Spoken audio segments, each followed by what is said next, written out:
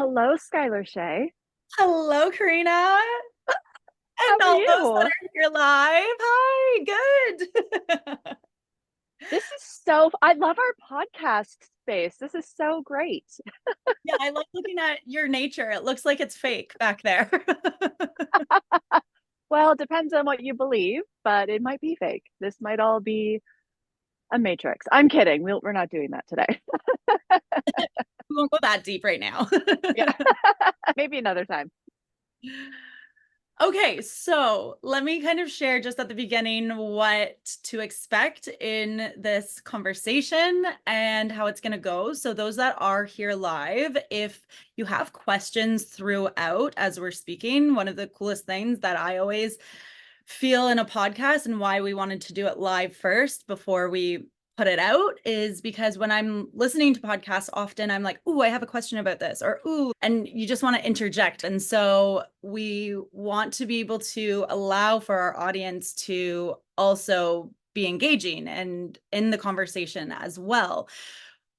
But in order to make that flow well, we are going to ask that you just in the comments add your question if you do have a question. So in the chat on Zoom, if you have a question throughout, put your question in. If we see it while we're in conversation and it's pertinent to the conversation, we will answer the question then. But for the most part, most of the questions will come back to at the end. And other than that, this is Raise Your Freak, which is a play on a podcast to create conversation to help us all raise our frequencies. Do you want Lovely to? introduction. I love that. No, that was so good. Maybe we should start by talking a little bit about ourselves. Okay, I love that. So I am Korinna. I am also known as 3-5 by Design on socials. I am a human design and alignment guide, as well as a Reiki master, and I also have my cacao and meditation facilitation. Have been doing self exploration for many years now. I am 42 years old. I started when I was in my mid 20s and I haven't looked back since. So I may not have all of the certifications that we like to have from educational schools, but I have a lot of experiential knowledge. So that's what I bring to the table. But hilariously enough, as I always say to about you and to you, is that like you have the University of Life behind you, and like literally, you have the University of Life behind you. Yeah. Yeah. You are a master at life. Yeah. Yeah. Welcome to my university. Exactly. What about you, Skyler? What about you? So I am Skyler Shay on socials. I am Skyler Shay is my social. I've never really put that together. That's hilarious. I am a Reiki master as well. I am a intuitive channel and a empowerment coach, specifically helping women to really help access their greatest potential by releasing limiting beliefs, conditioned beliefs, and just helping you to move to that next level for yourself, whatever that looks like, whatever that is, preventing burnout, releasing stress, fear, worry, so that you can live more authentically with more ease, because that's what being a human's all about is Mhm. having the duality of both and the ease and the pain, but being able to not sit in the pain so that we can grow and evolve. And that's what I'm really here to help people do is help grow and evolve. Amen, sister. All right, let's get into today's Yeah. conversation. So, for both of us, we felt like the first conversation to have a part of this group would be on intuition, because I think that it's most people's most curious aspect of how to live more authentically. And there's a lot of confusion around it. How this conversation is going to go is basically like what we have learned and found out most, but really bringing some storytelling to this as well and some humbleness to this, and not just teaching necessarily, but again, having conversation. So, do you want to start off a little bit? Based Yeah. on, I have a question for you. Love it. Go on. Okay. So for you, what would you say is like your experience growing up with intuition? Thank you for this question. I love it. I had an interesting childhood growing up because I was in a very, very strict religious upbringing with my family. When you Google my church into Google, it actually comes up as potential for being a cult. That was very interesting. My church was the one true church, and anything that had to do with whether it be tarot or energy or healing or Reiki, anything like that, all of that was the devil's work. So I had growing up, it was interesting because I could never really resonate with the teachings of the church. I felt like there was something more. I felt like there was something bigger, but I just didn't know what it was. I was 12 years old and my scope was so limited to what I only knew. And the only thing that I knew was the church. But it felt weird to me that we were the one true church. And it was like we were part of this secret society. But what about the rest of the world? And if God is all loving, why are all these other people a part of different churches, and why won't they be saved when the resurrection or Christ return comes? Anyways, it was hard for me because intuition was never a thing. I always had a sense about things, but I didn't really realize it was intuition until I was way later in life. How I had a knowing about things, how I sensed things. I could tell when people's energy was off. There was just things that I could figure out. I never saw ghosts or anything like that, or I never, it was my was never like that, but it was always, I always had crazy dreams, and there was always just something that I couldn't figure out. And when I did my Reiki teacher or my Reiki training through Skyler, I actually had to work through a lot of old stories and shadows around the teachings of my church because I would be sitting there. I remember this one time, I think it was level 2, and I was sitting there and I was like, huh, this is interesting. According to my church, my old church, this is the devil's work. And it made me it brought up a lot of emotion in me. And it's something that I still notice. I wouldn't say that I've completely recovered from it, but every once in a while it pops up of, oh, you're a sinner. But one of the biggest gifts that I gave myself was doing my Reiki training because I've always been incredibly intuitive, and the Reiki training has allowed me to tap into my intuition far more and to trust in it. I think is the biggest thing. So Mhm. that's been my journey with intuition. What about you? Yeah, I love our journeys are completely opposite, which we'll learn very soon. But what's so cool is that so many people say, "Oh, I'm not intuitive. I don't have intuition."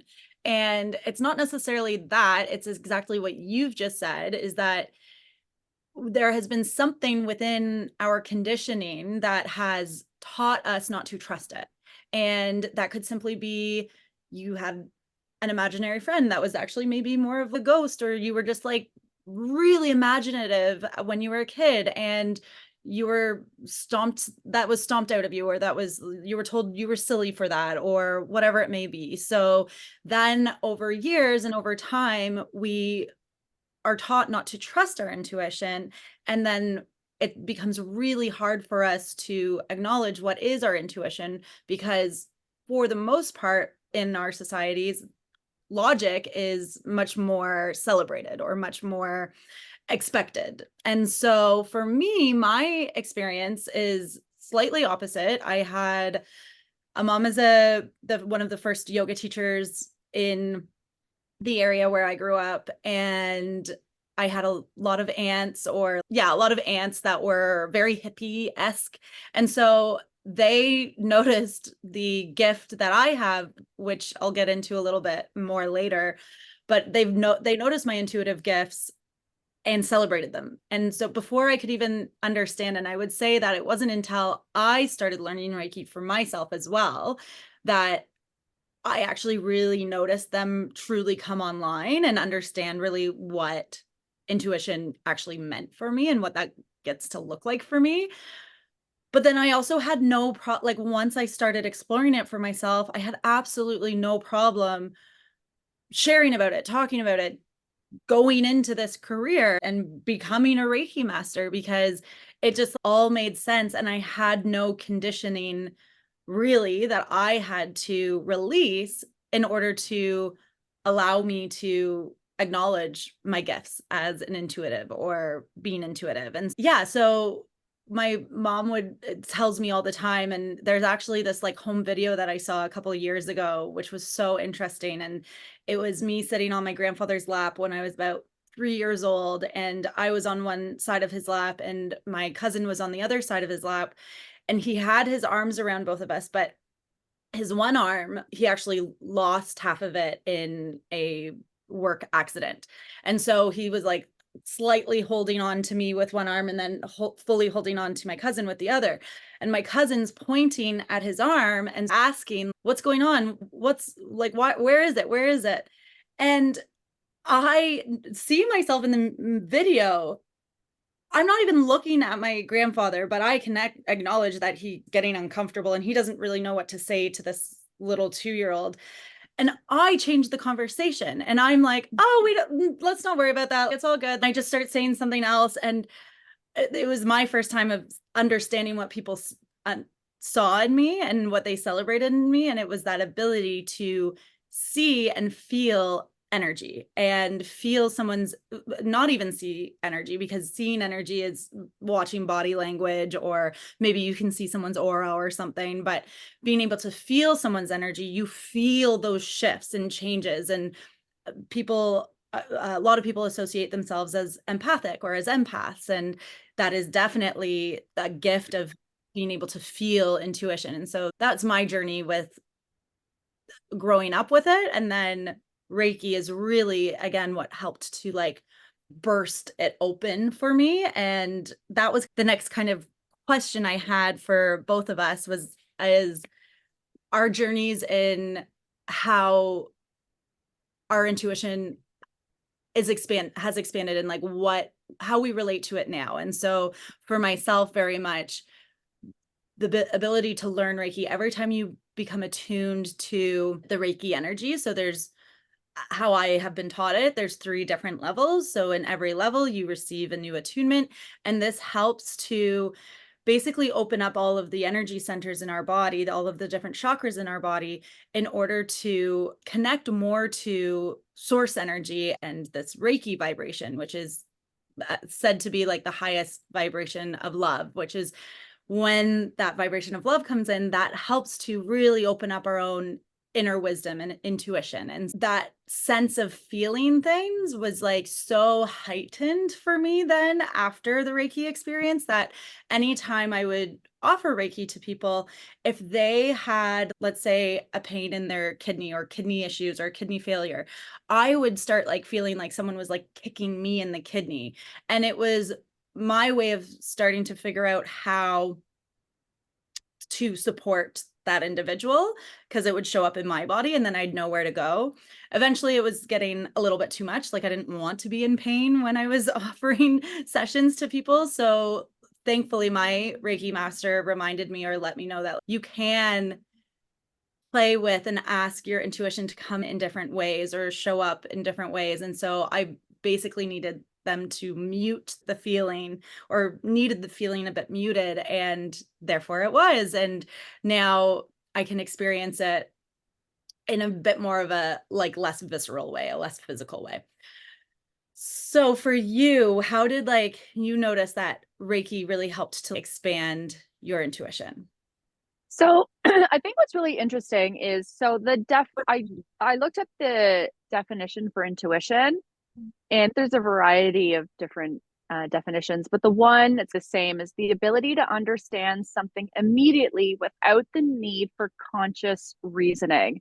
And I think that's really important to highlight, because conscious reasoning comes from the mind, and the mind wants to figure something out to make sense of it. It wants to sort it out and be like, oh, this is true because I have learned X, Y, and Z.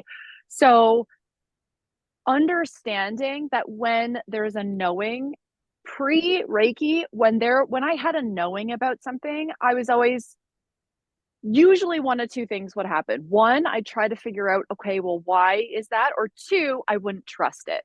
I'm like, oh, I'm being crazy, or oh, that doesn't make any sense. It was constantly my brain or my ego saying something that is incorrect because. And so doing the Reiki courses and getting that mastery, it because there is shadow work involved in the courses where you have to look inwards, and it's like you don't I don't it just naturally happened. Like I had a death and rebirth after every level. After every level, something happened where an old version of my stories that I used to tell myself, especially when it regards to my intuition, died. And so now it's this game of, oh, I get something that's intuitive. And now it's something that I'm like, I'm just going to notice it now, as opposed to dismissing it. It's accepting it, seeing that it is, and just allowing it to take form and being mindful that I don't let my mind try to make conscious reasoning out of it. I think that's so important. Is there's a level of trust. It's I trust that right now I'm sitting on a couch and it's holding me. I trust that. If I remove that trust, what happens to me then? All of a sudden, my reality kind of starts to disintegrate. Having that trust and that intuition is just the same as me having trust that this couch is that I'm sitting on is holding me.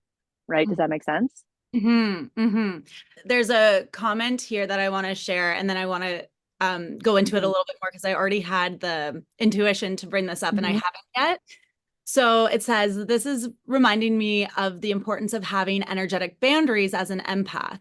I recently learned the same is true for those vibrating at the frequency of love, because we may trigger lower frequencies, or people may seek our energy. So yes, yes, yes. And then something also with that empathy and being an empath is that because you feel so much what the other person is going through, there's like this unconscious shift that often happens for many of us, especially if we became empathic because that was a way that we had to learn how to be in unsafe environments when we were little. So what happens is we feel, but then we feel like we have to actually take that on for the other person, that it like becomes ours. And that's not the case. That's not healthy. So what is better for us is that we can acknowledge that person's feeling that way, but you don't make it about you. There's an unconscious mind thing that happens where you're feeling it and then you become then you have empathy for it because you want to help to transmute it and help to shift it. And often this is happening, as I've said multiple times, at an unconscious level. And so when we start acknowledging this, that it is unconscious, but we're acknowledging it, we start to realize, at least this has been my journey, I've started to realize for myself. I'll bring my mom as a perfect example to explain. So a couple years ago, they lived on a boat for many years, and I went to visit them on the boat. So small quarters. And as an empath, you feel everything. And so she was also likely going through a hormonal menopausal moment herself. So I'll give her some grace with that. But her emotions were like boo, boo, boo, boo, boo, all over the place that day. And I noticed what I was doing was overthinking of how to act in order to not basically set her off. And then my dad would come around the corner and be absolutely clueless and say one thing, and that would set her off. And then all of a sudden I'm getting frustrated because it's like, oh, I'm doing all this work to try to not set her off. And then I had to take that back and realize actually her emotions aren't my responsibility. I am not doing anything to cause them, and therefore I don't also have to do anything to release them. And even if I was doing something to cause them, it's not your responsibility how someone else is reacting.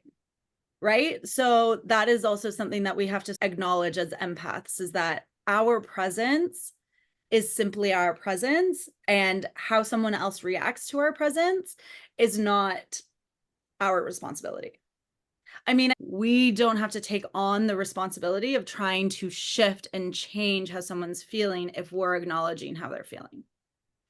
I think this is a perfect segue into adding a little touch of human design into it, because when we look at our human design chart, anywhere where we're open, that is where we are taking in energy from other people, especially when we're dealing with intuition.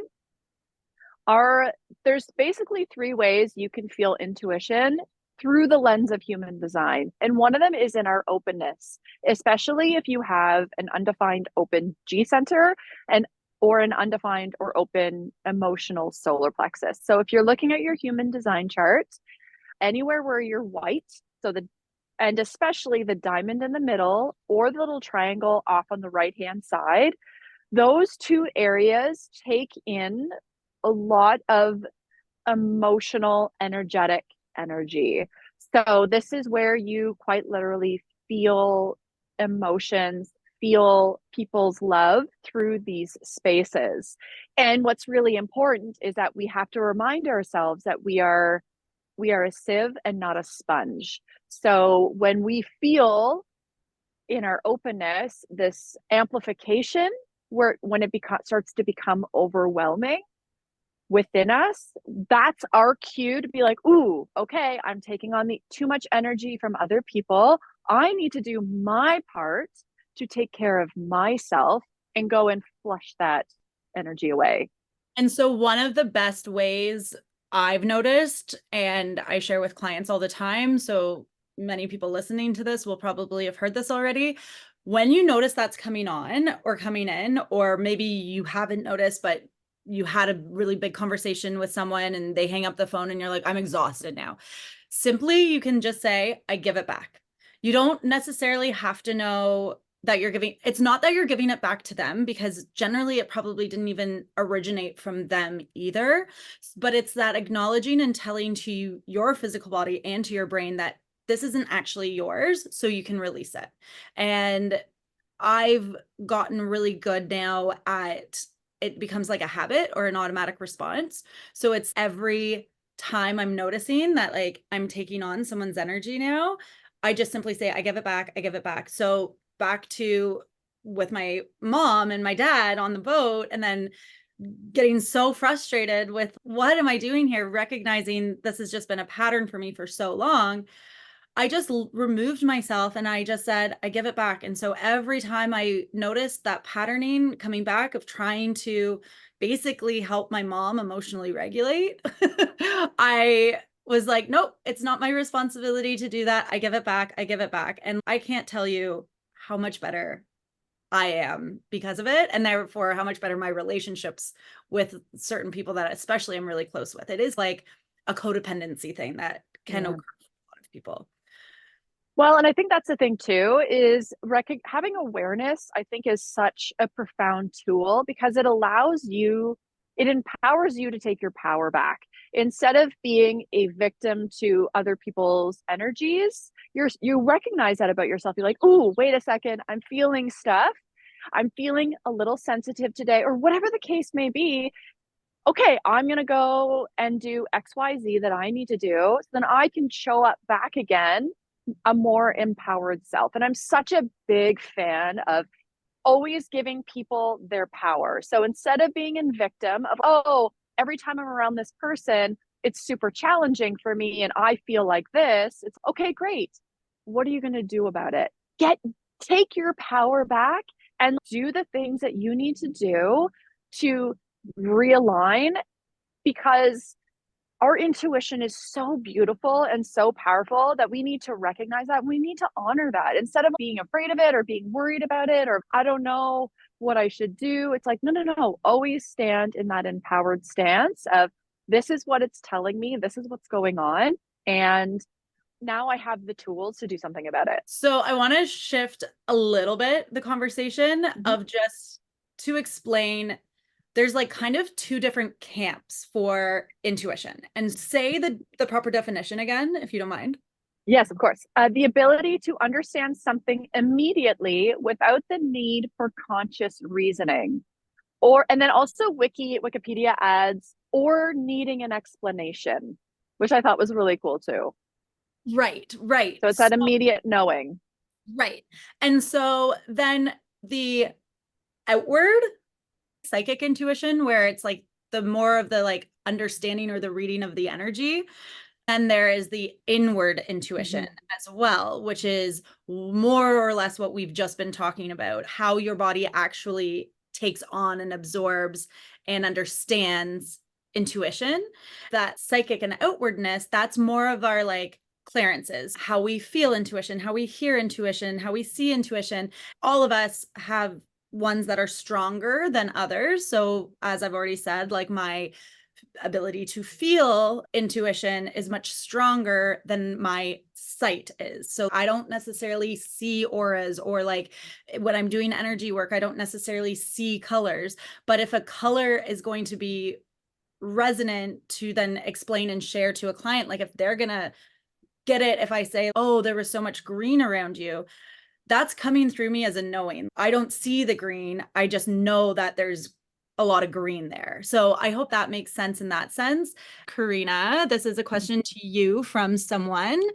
So she says, can you touch on human design related to astrology? I feel many of us are into horoscope signs and the roots of Chinese and Indian astrology practices, but I'm less familiar with human design. And then in brackets, was it developed by someone in the USA?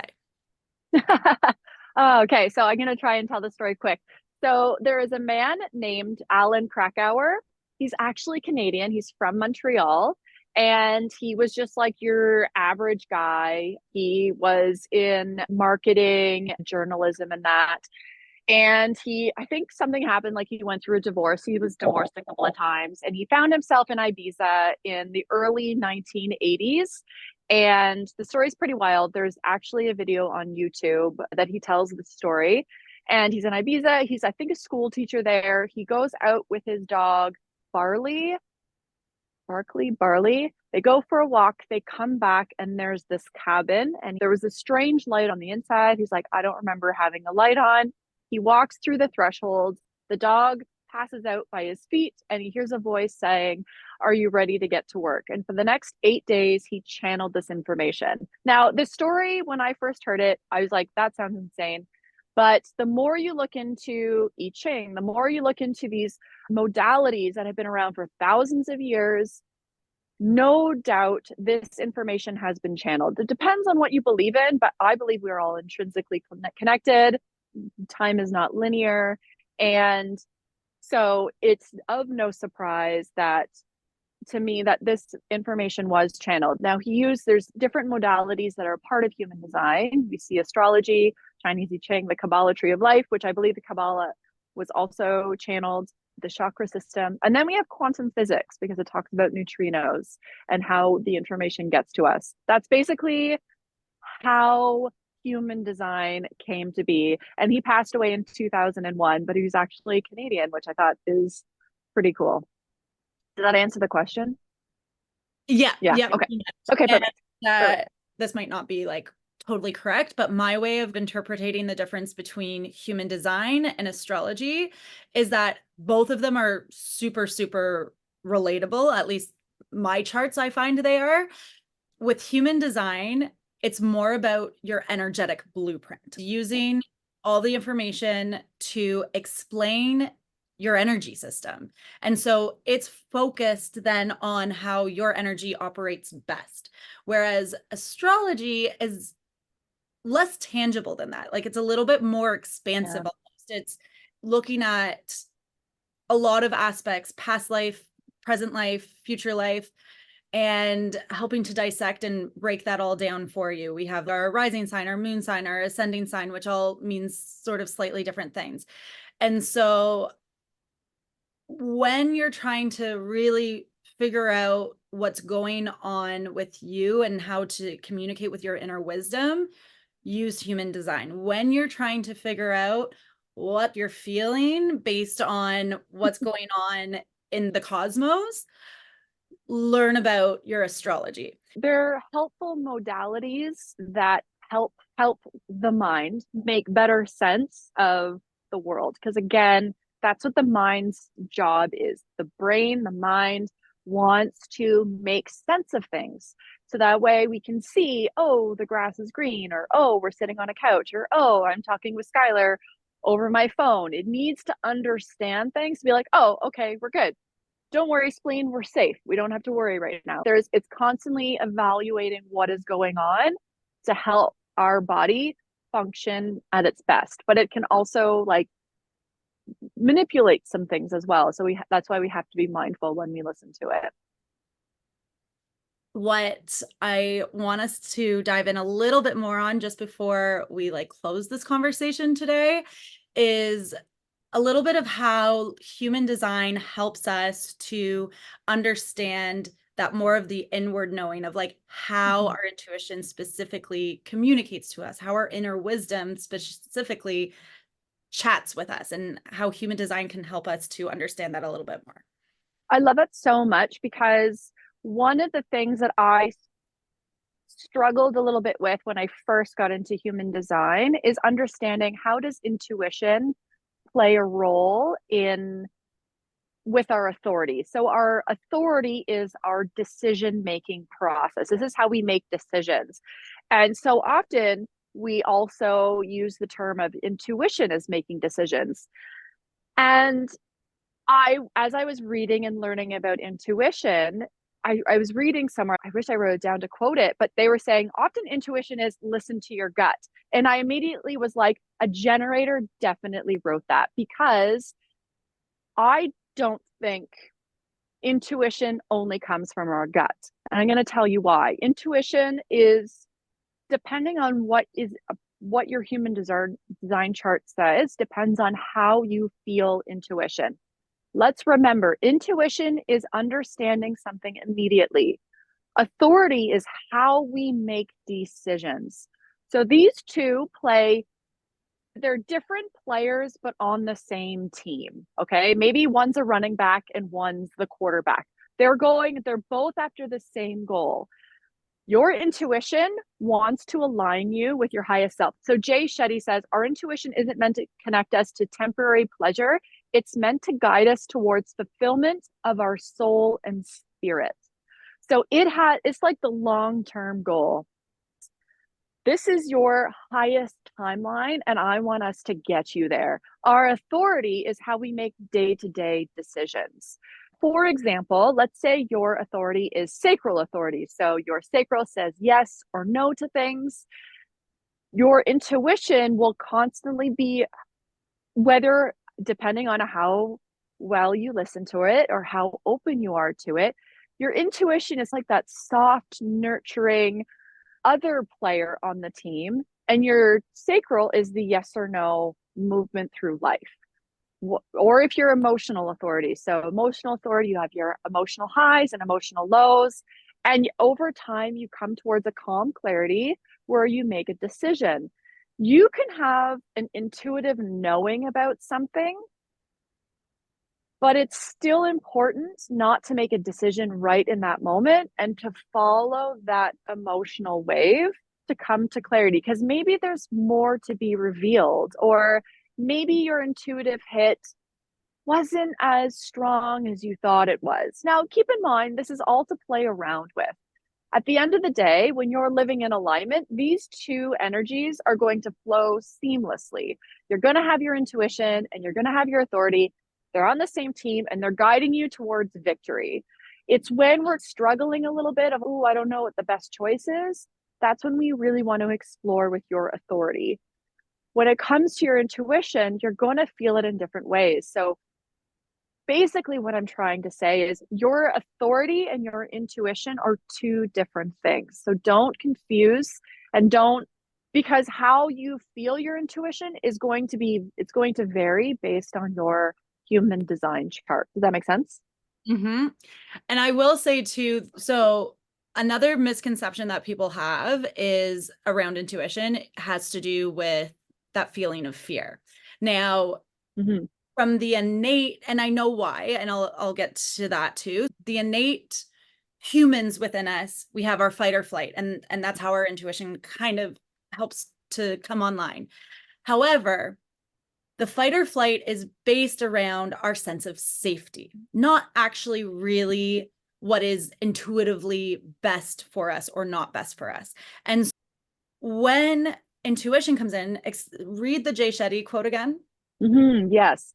So he says, our intuition isn't meant to connect us to temporary pleasure. It's meant to guide us towards fulfillment of our soul and spirit.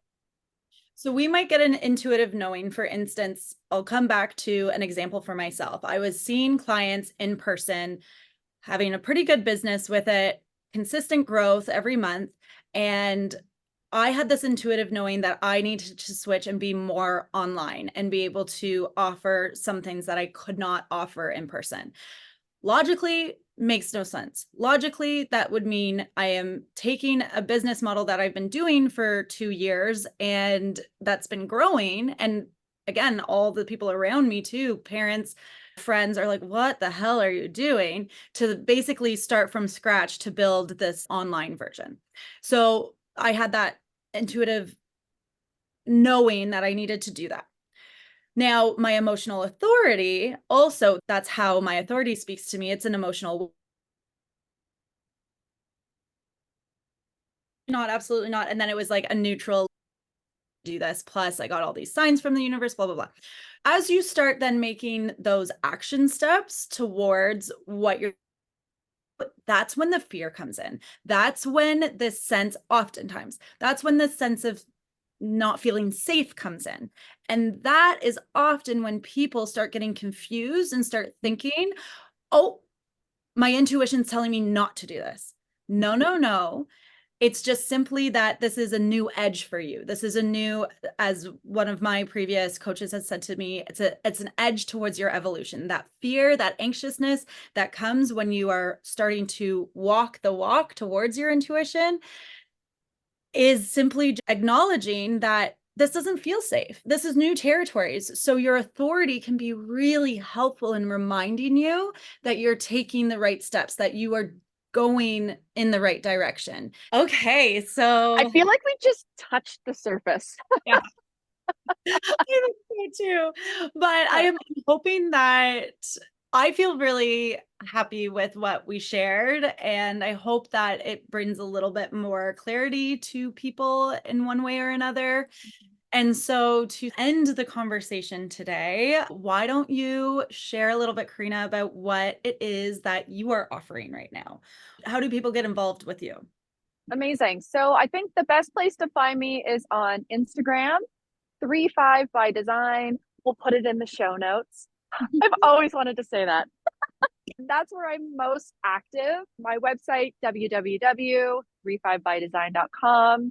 On there, you'll have what's called my integration store, is one of the great things that I'm offering. I will actually be putting out a video of regarding the energetics of the planets very soon, which I'm really excited about. What is the integration store, Korinna? Thanks for asking, Korinna. The integration store is video content to help you navigate and understand human design in a way that is at your pace. I will be constantly putting out video content for your own personal exploration and evolution through human design. You can also work with me one on one through what's called my soul contract. It is a 2 hour Zoom video where we dive right into your chart, we explore everything, and you also get an ebook as well. It's beautiful, it's amazing. It can be overwhelming, but it is magic and very intuitively led. So those are the main things that you can look out for me. What about you, Skyler? Thank you for asking, Korinna. Also, I'm obsessed with everything that you are offering right now. It's so cool to see just your growth and evolution in such a short period of time. So what I'm offering right now is I do online Reiki trainings. They are self-paced, evergreen style. And then I also have, actually, there's a level 3 Reiki training starting next week, and it will be a mentorship training. And so that is meaning that there will be one-on-one coaching involved, there will be group coaching involved, and then there will be your mastery lessons as well. And so what I also do is what I call up-leveler coaching sessions, which are hypnosis, energy work, intuitive channeling, and it's all encompassed together to really help you get to maybe some of the limiting beliefs or blocks that are happening for you, releasing them so that you can really step into that next version, that next style. So I have these in one-on-one sessions, or I have month-long coaching.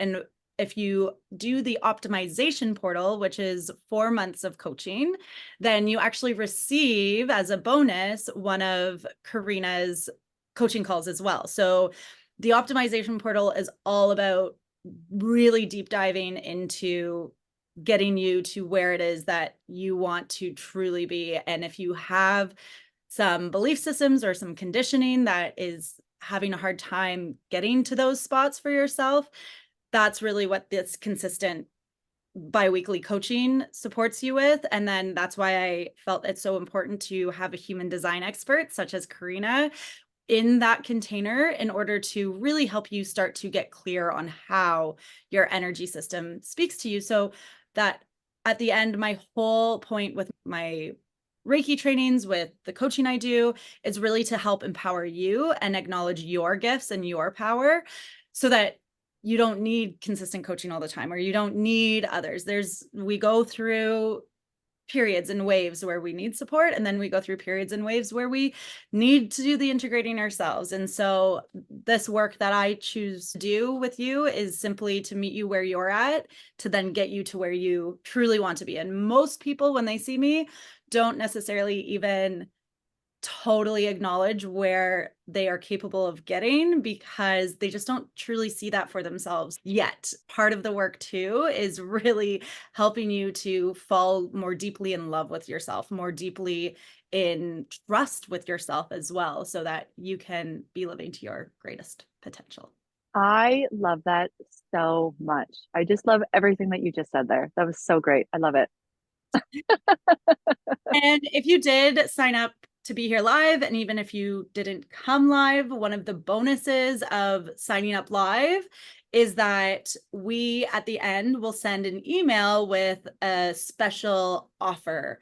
And so make sure you look out for what that is in your email box over the weekend. And if you didn't come live today, or if you are catching the replay but you didn't sign up for the lives, the next time we do one, we encourage you to sign up for the live, even if you know that you'll get the replay, because it's only the people that are signing up for the lives that get access to these bonus offers. And for example, this bonus offer today is you're going to get a discount basically if there's a container that you want to go into. More details on that will be in your email later this weekend. Thank We you. do this because we love our viewers so much. We're so grateful for you. And to encourage helping to build some community within this space. Yeah.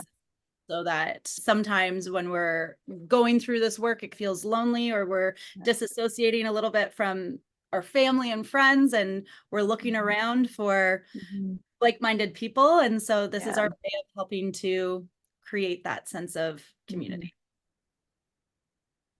Amazing. Great first episode. Thank you, everyone. Thank you.